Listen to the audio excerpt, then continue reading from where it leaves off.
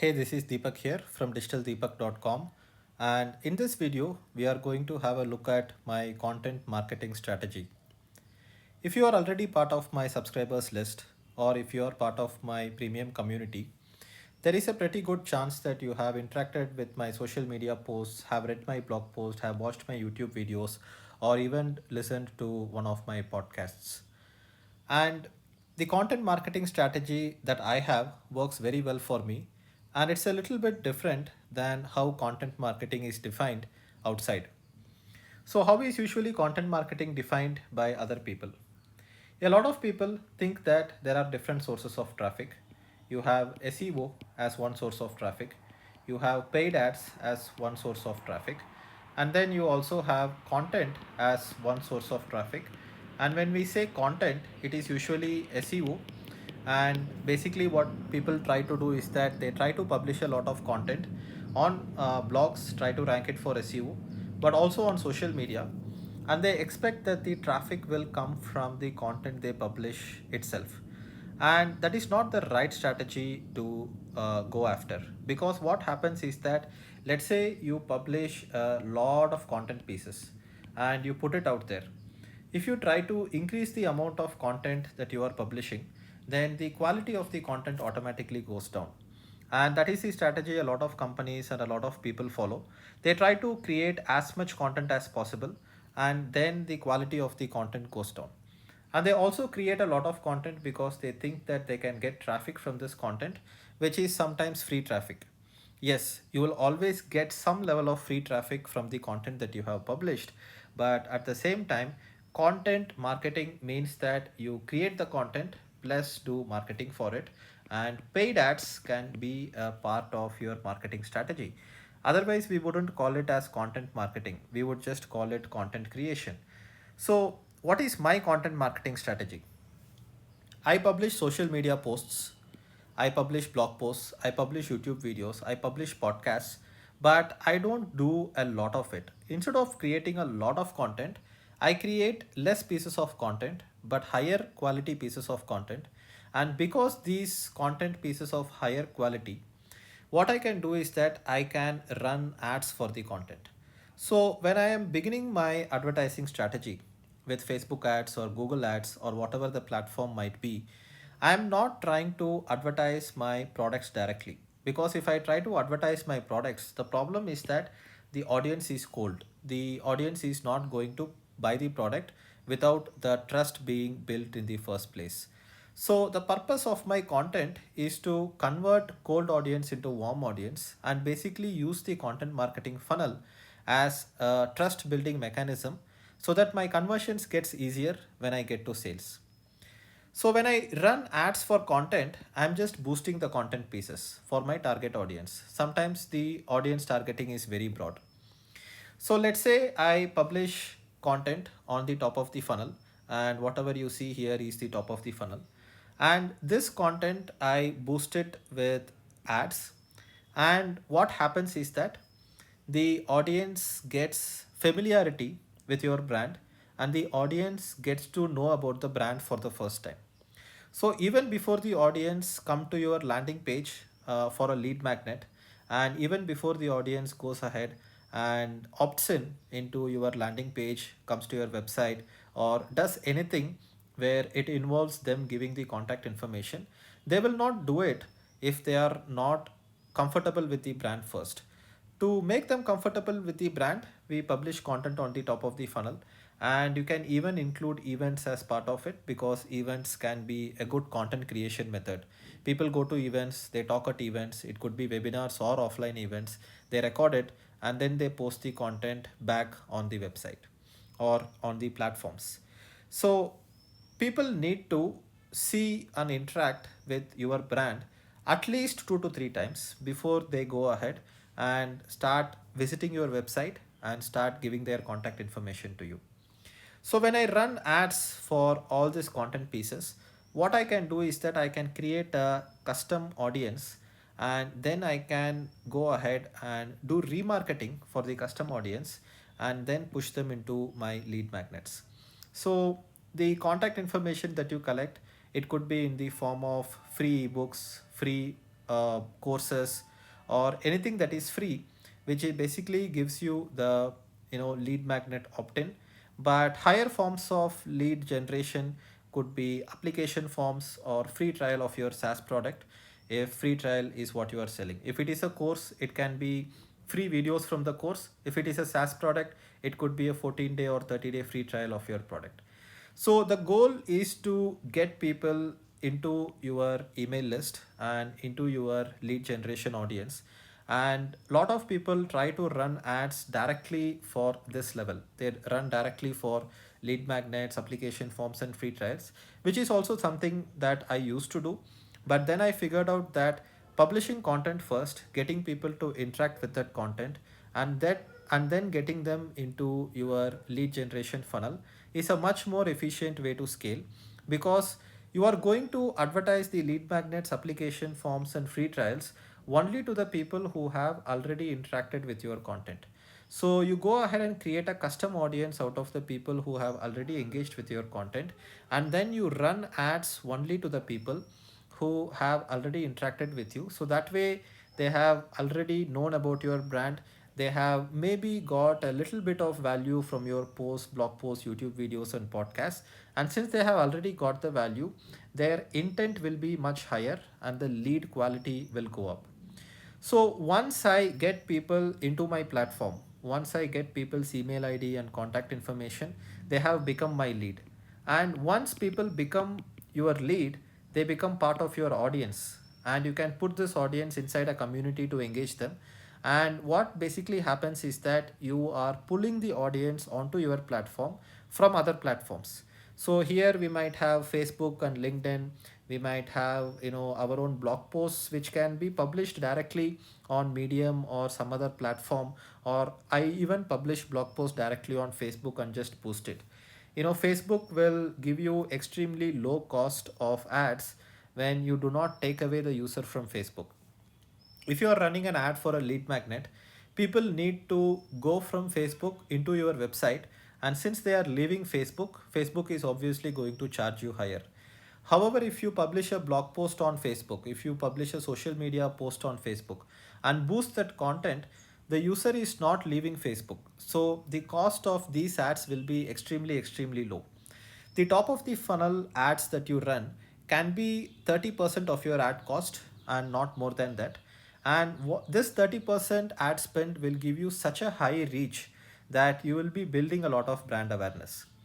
And once people come into your platform or your website, you can also pixel them and you can retarget them. But at the same time, what happens is that you are pulling in people from other platforms and basically bringing them onto your own platform. Until they sign up on your website or until they become a lead, they don't become your audience.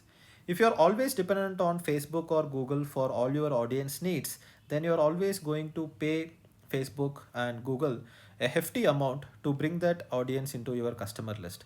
So instead, bring it with free content, put them onto your platform, and your email list is also like your platform.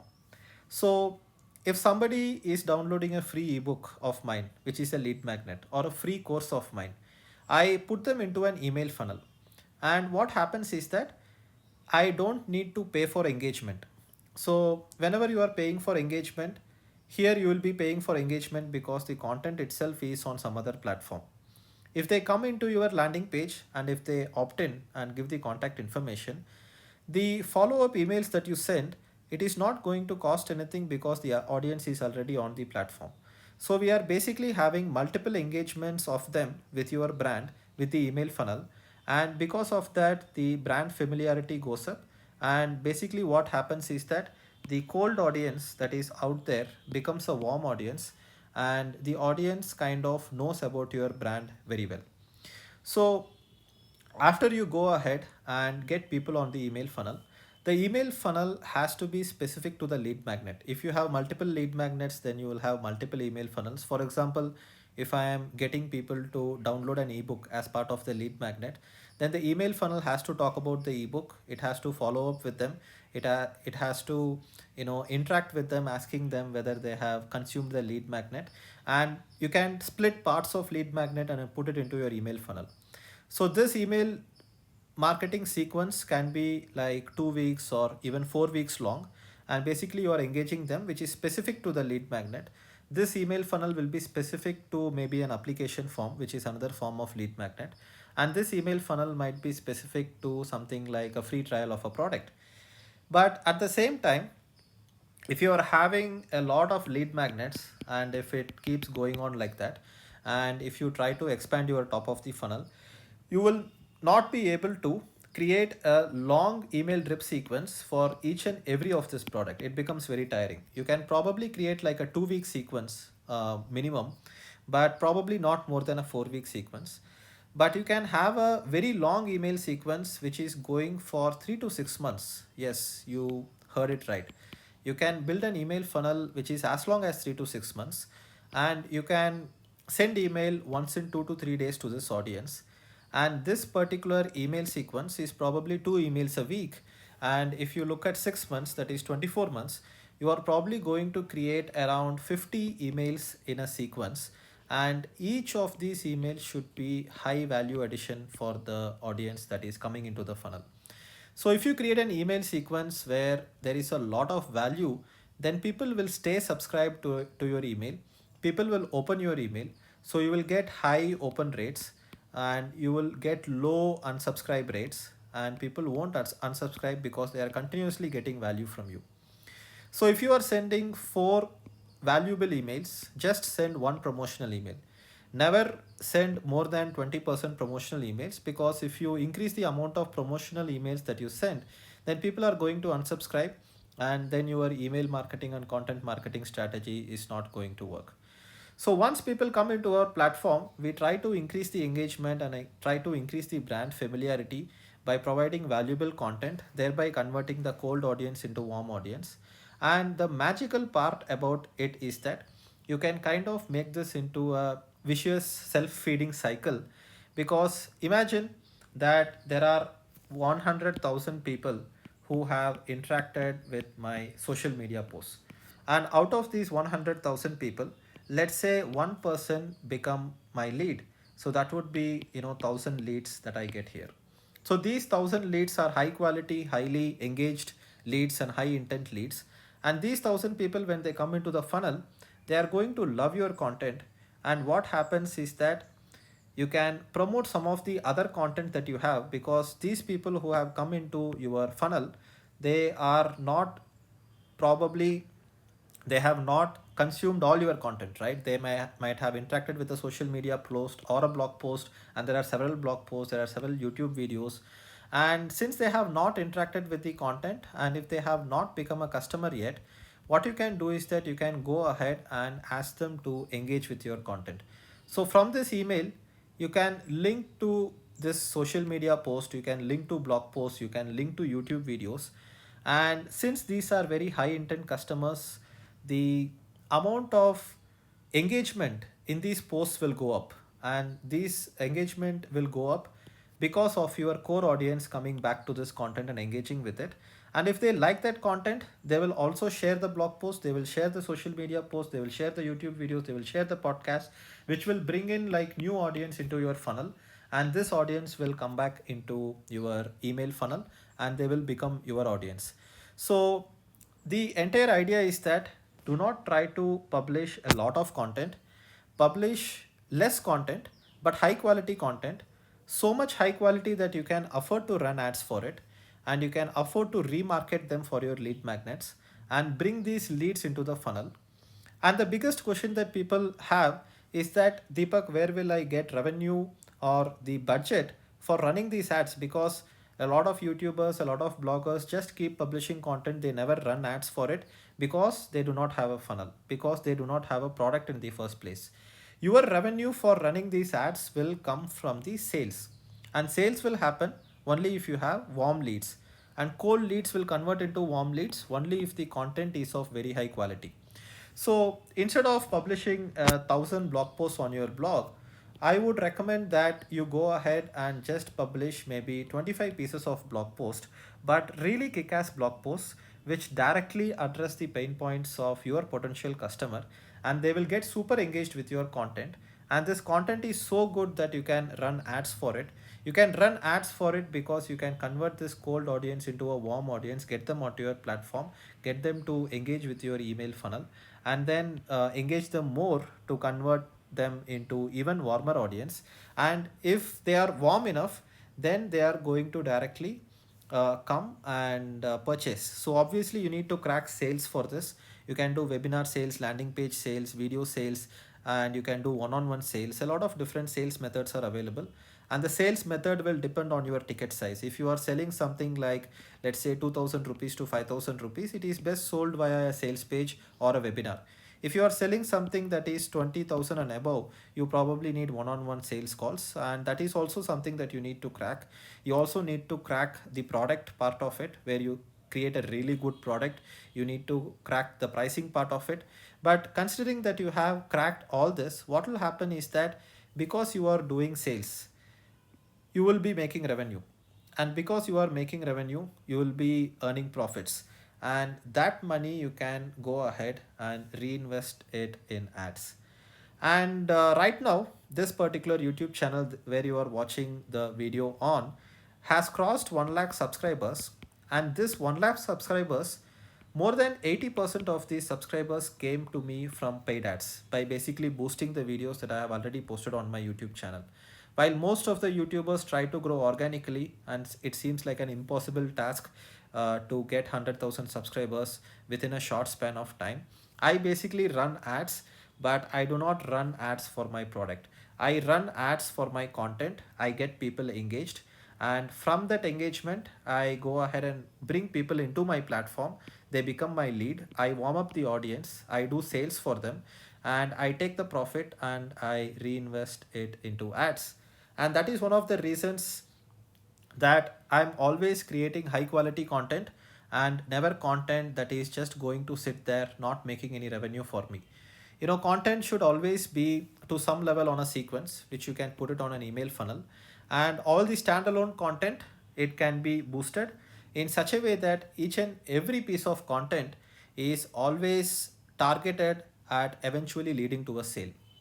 And what most of the people do with paid advertising to try to get sales is that they try to target the warm audience directly. And warm audience can come from specific keyword searches on Google, and those are very costly. And a lot of people do not focus on the cold audience and try to convert the cold audience into a warm audience. I started my entire funnel with a free course, and then I engaged people. I do not pitch anything to people at least for 30 days until they come into the funnel. Only after 30 days of giving plenty of valuable content for them through the email funnel and through all the top of the funnel content, I then go ahead and nurture them, convert them into a warm audience, and then do sales. I never ever go ahead and try to advertise my product directly to a cold audience, because it just doesn't convert. So this is the secret behind my content marketing strategy. Content marketing is not about publishing content and trying to get free traffic out of it.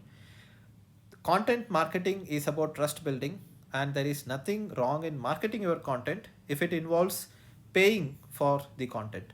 And the good part about it is that if you have a good blog, and if you keep publishing, and if you are running some paid ads to it, getting new audience, and these people are coming into your email funnel, and from the email funnel you are getting re-engagement for these blog posts, then what will happen is that the search engines will start picking up those user signals, and some of these users might share it back on social media. And what will happen is that because of all these SEO signals coming in, you will also have a lot of SEO traffic coming to your blog post directly, and this will be very high intent traffic. And then they will go into the lead generation stage, then they will go into the email funnel, then they might buy your product, and the cost per customer acquisition of such a customer will be zero, because somebody discovered your top of the funnel content through reference or through a backlink or through a social media share, and that will reduce your overall cost per customer acquisition. So this is my content marketing strategy. This is the strategy I have followed until now. Now I am going to double down on the strategy and try to make more out of the strategy that I have already built. And I hope you liked this video, and I hope this particular video gave you a new perspective on what is content marketing and how you can create content and then do marketing on top of it.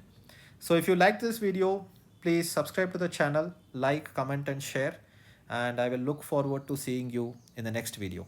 Bye bye.